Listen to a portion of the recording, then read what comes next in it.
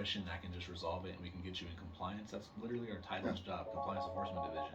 So in this particular matter, yes, I have two cases of some things Are that are questionable. concerning, right? Are questionable for sure.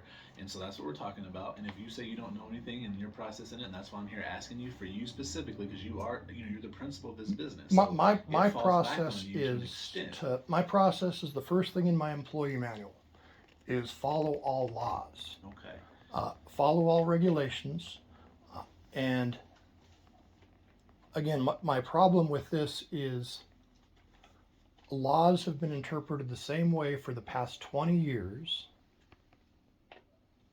And then you get a new guy coming in that writes an email that says we've had it wrong for 20 years.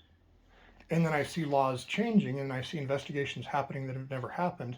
And I actually met the gal. She said she used to run the CSD. She retired about 2 years ago. Interesting that I kind of happened across her path. I forget, Jan or Jay. I don't know. Anyways, she said she retired from DMV, and I said, "Oh, that's interesting." I said, "So," and I asked her about lien packages, some of the same questions, and she goes, "I don't understand why DMV would be doing that." This was her perspective. She goes, and that's why I asked her the question: who is the liability on if there's a problem with this? Mm-hmm. If there's a problem with this, and that's why I go, who's the victim? Because whoever owns that vehicle or owned it prior to this, because I'm going to argue that I did hold a lawful auction because I was there or had an employee there at 12 noon on whatever date that it happened. Some auctions we've run, I'd have to look at the lien packet and the advertising. You wrote it down so you can look specifically for. I have to look at the advertising, but I always have somebody there. Is anybody showing up today? We're here to sell some cars. Some cars we got pre-bids on, some we don't. I got you, but. And if nobody shows up, is that a lawful auction?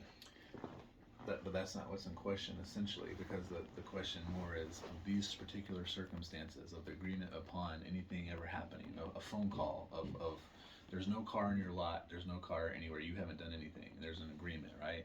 There's already an agreement, and then I come here. Well, it sounds like what you're saying is there's an agreement that they've pre-bid the car. Drew, I'm saying there's an agreement to get a title before anything's ever been done. Well, isn't that what we do is get titles on every single one of the cars we process?